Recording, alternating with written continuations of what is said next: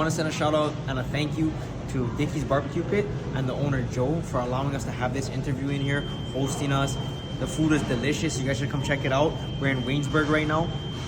If you guys are in the area, you guys should definitely come and eat it. So, Federico, how are you feeling after your night last night? I feel great. I feel like $1,000,000. That's really all I can say. I got a fat check. I smashed this guy and did everything I said I was gonna do. It's very satisfying. Going into the fight, I was super confident. Leading up to the fight, like all my preparation, I just kept telling myself, this is mine, I'm gonna take it. I was expecting to come out and finish this guy no matter what, by any means.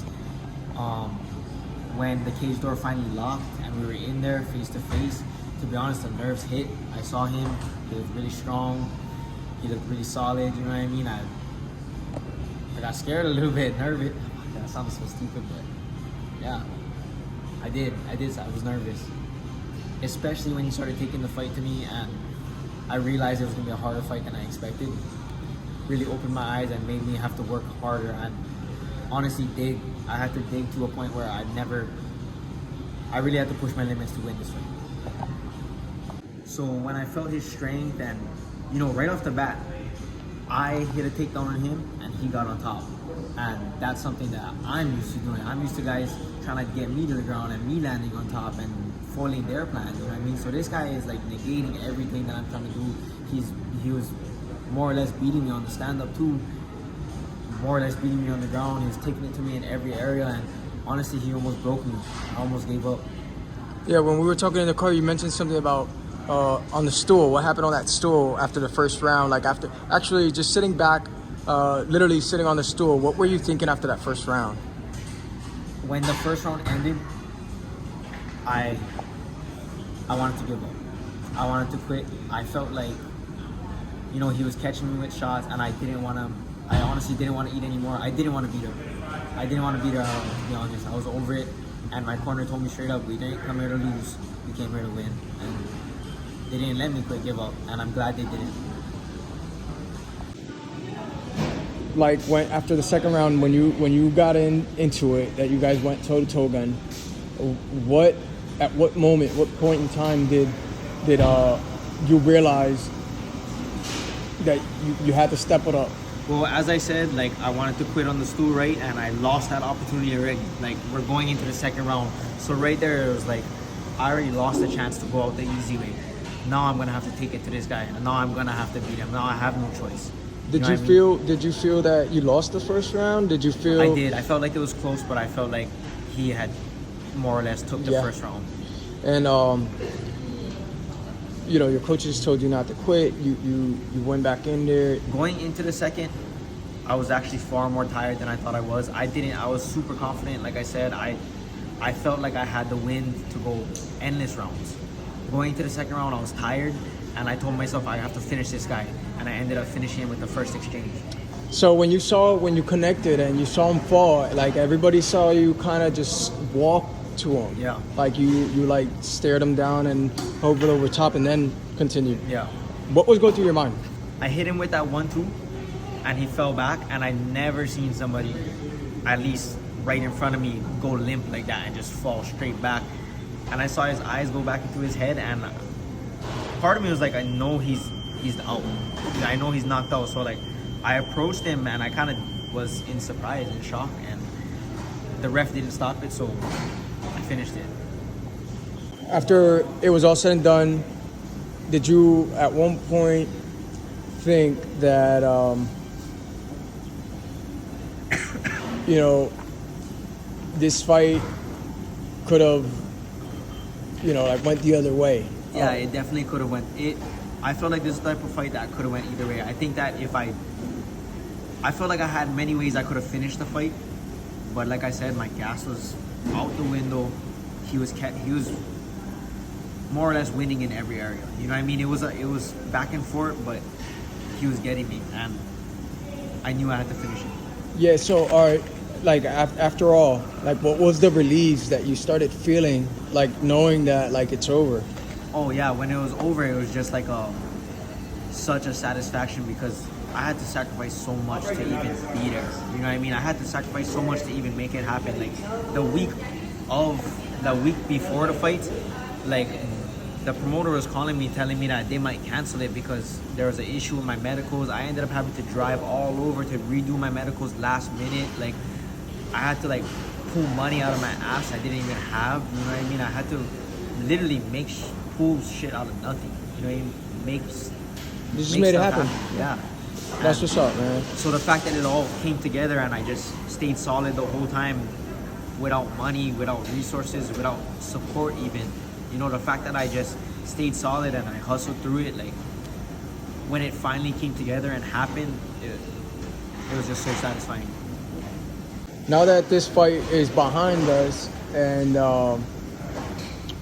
you know you're getting ready to head back home, you have plans to, of course, continue to train.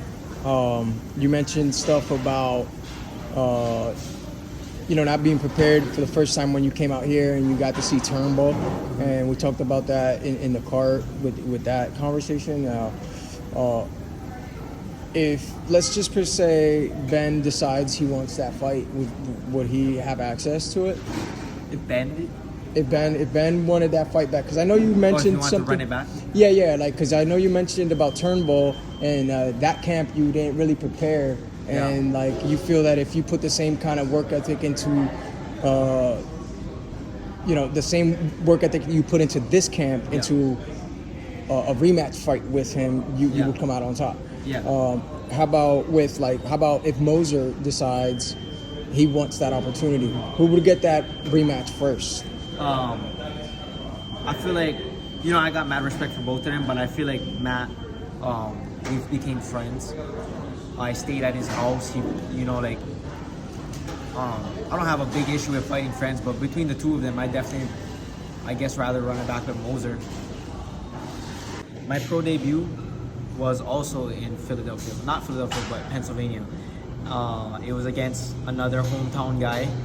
I had no experience, really, traveling to fight. I came up with one corner man, you know, like, it was a whole new experience to me, and I was fighting him, this guy, Tommy Espinoza is his name.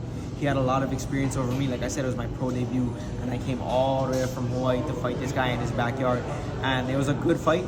I ended up losing, and he ended up going on to win a world title. He fought in Bellator and stuff like that. He fought in, Glory Kickboxing. So, like, he actually went on after beating me to accomplish quite a bit, you know what I mean? So, now where I'm at now, having matured in the sport and having refined my skills and having gone through all these struggles and having to, like, grow out of it, I think it'd be a different fight next time around. And, you know, it's not animosity, but that was my pro debut, and I want to get that one back for sure. And your opponent for that one? Tommy Espinoza was his name. Okay. And he's from this area. Okay. And would you I think he's from Jersey. I'm pretty sure he trains at Pure Martial Arts. Okay. Yeah. So you've been keeping an eye on him since. So you're building up for this. Is this something that you would like to bring to Art of War and kind of bring it to their attention so we can make it happen? Yes. I fought him at 125 pounds. And, you know, like I said, he's won world titles. Why not do it for the 25 title? Every time I ask for a 125 fight, supposedly there's no 25ers. You know what I mean? We're all, like. So are you calling them all out? I'm calling all the 25ers out. 100. Like, honestly, I mean that, because I've been fighting these bigger guys for so long, and I see all these 25ers fighting each other. Do you think that's gonna stop? Do you think that's gonna stop your competition from coming out? The fact that you've been fighting up in class and doing what you've been doing. Well, for this fight, because I know the last time you with Turnbull you stepped up, right? Yeah. And that didn't turn out the way you wanted it to. Mm-hmm. And this time around, it built up enough confidence. But do you think that's gonna actually like scare away some of the 25ers and see like, oh shit, he just dealt with Moser and at 35? Like, so the way that I look at fighting, I'm trying to fight the best guys, and I'm hoping that these other guys are thinking that too.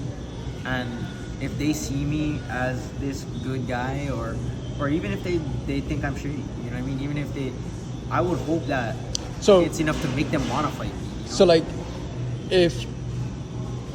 would you want the same respect? Do you want the guys to think that you're good enough to fight them? Or, for instance, did you even this fight? Did you feel that Moser thought you were a good fight coming into the fight? I know you guys are good friends and it ended on good terms. I felt like he overlooked me, to be honest. I felt like he was kind of, because I don't have the best record either, you know what I mean? Like, and I feel like he overlooked me. He saw my last performance and he judged my whole career off of that, and it ended up working out for me. So I was really confident in the striking department, and it just wasn't going the way that I expected it to go. He was kind of taking it to me on the feet. He was hanging out a little bit, just a little bit on the outside, and I was kind of like nervous to rush in and dip into things because he was trying to grab me and knee me. He caught me in the body a few times. He caught me in the head a few times, and I was just uncomfortable on the feet. So I ended up trying to get it to the ground, but then he ended up taking my back and pretty much flattening me out and almost choking me. And in all reality, like I said, I didn't want to be there. I could have, I almost like wanted him to choke me in a way because I was over it, but I dug past that. I made it past that barrier and I won. So like you told me before, like there's been times where you just blatantly gave up in situations like that. What sparked, man? What made you not quit? The thing that made me not want to quit was the fact that I just had sacrificed so much to be there. I had a lot of people who supported me. I had just as much people doubting me. You know, there were so many reasons why I had to win this. You know, like I just felt like this was an opportunity to turn my life around, and I took it as that. So, how did you feel like when you heard Moser say that he was plotting on retiring had he beat you? How did you take that for, you know, just for the future sake of other guys bringing you in to fight? And like, how would you approach that next time? You know, my only thought is I'm going to win every fight from now, because this is how these guys look at me. They're looking at me like a stepping stool or stepping stone to get to where they're trying to be. They're trying to use me as a chapter in their book. They're trying to make you another loss on their record. Yeah, and that's not going to happen anymore. So, understanding from the rip that, you know, the position you were in your opponent's eyes as in a stepping stone, how did that fuel your fire for training purposes? And like, did you watch a lot of film on him? Did you like what was your strategy to like dissect your opponent and to kind of have an approach for him? To be honest, I didn't watch any film of this guy. I didn't look him up, nothing. A few people from the area had reached out to me and gave me some pointers, but other than that, I wasn't really worried about it. I knew that if I implemented my game plan and I just stayed solid and I did what I wanted to do, the fight would go for me. And he did a good job of not letting me do what I was trying to do, so it ended up being a battle. Yeah, it was definitely a war. It was definitely a war. If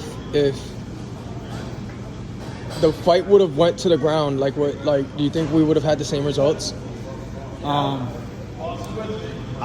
Because Ben's pretty strong on the ground, and he's pretty good on his feet as well. But I feel like he's a jiu-jitsu guy and Muay Thai. He does a lot of different fight techniques. So I felt like the way that things were going, it seemed as if we were real. It would be hard to prepare for a guy like that. We were real close, I guess, like as far as like skill, but he was just a little bit like on the feet. I think that he kind of had like a little bit better game plan than I did. On the ground, he might have been a little. Well, you were a lot closer, like your head. Longer. Your head was a lot closer to his knees, and he was throwing those like crazy. Yeah. And his arm reach was insane, and his height. When I was on the top on the ground, super confident. So I knew he wasn't gonna catch me in any type of sneaky submission. He went for the arm bar. I recognized it immediately. I pulled my elbows in. He went for the triangle. I elevated the legs. I moved. I shifted his hips, and I felt like I was doing a good job defending everything. I felt like I was doing a better job on the ground, at least when I was on top, than I was on the feet. I felt safer on the feet. I mean, on the ground. Okay. And you know, look, you kept on your feet, and the fight ended on On the feet, stand up. Yeah, that was great. That was amazing. Actually, it was. I think this is the most out of that entire night. That was fight of the night, if you ask me. I think you guys should have got it. All respect due to Wild Mike. His opponent was in a Ben Moser next to him. Like, you had a height disadvantage. Yeah. Reach disadvantage. Crowd disadvantage. Crowd disadvantage. Yeah. yeah, you had many disadvantages coming into it. And all due respect for Mike, his opponent wasn't fight of the night worthy. Yeah. You know? I had to make so many changes to my life, my camp, just all of that to make this happen. And I want to send a huge thank you to everybody who was involved. I want to send a thank you to Andrew and Teresa for coming with me. Basically my second family, my mom and my brother, you know what I mean, is what I call them. And I'm stoked that they came out with me because I'm usually here alone. The other people I want to thank are my sponsors, Bang for Bang, Steady Growth, Irie Hawaii, Iona Cars, super integral in my camp, super helpful. I want to thank Brave Fitness, especially of all the places I trained. Like, they really elevated they accepted me as family, you know, that they even had me coaching. They really elevated my game. All those guys over there, Dharma, Keone, John, freaking, sorry if I can't think right now, but all of you guys, I love all you guys. I appreciate you so much. When I get home, we're gonna get right back to work. I want to send a shout out to Art of War and their whole team, their whole family. I want to send a shout out to Ben and his family and his team for accepting the fight, and, you know, after the fight being super cool to us and making friends. And I also want to send a huge shout out to that crowd that popped out in the stands and were very supportive of me, because I wasn't expecting any fans here, and they really showed me love, and I really appreciate that. So one thing I really want to make a point of saying is that I had to go through so much shit to even be here. And I said that earlier, but I really want to touch on that because I was broke, you know what I mean? Not even eating the way I should have been eating. Holes in all my clothes and shoes, not even be able to afford milk, diapers, wipes, the basic necessities, soap, you know, not even having access to running water, not even having access to electricity sometimes, you know what I mean? Like, the hardest battles I ever could have battled was in this camp. And it would have been so easy. Like, in fact, most people would have been like, oh, I'm not in no place to be fighting no professional MMA fight, because I really wasn't, you know what I mean? I really wasn't.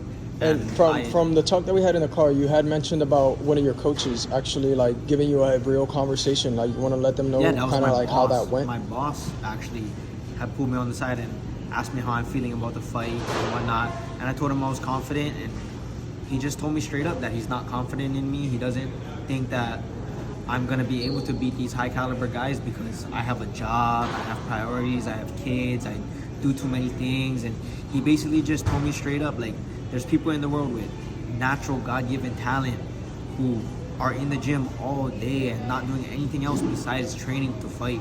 And he just told me I can't compete with those guys. And I really wanted to prove to not only him, but everybody who's ever doubted me that, and to myself, that this can be done regardless what circumstances you're in, regardless what resources you have or don't have. If you believe, you can make it happen. Word.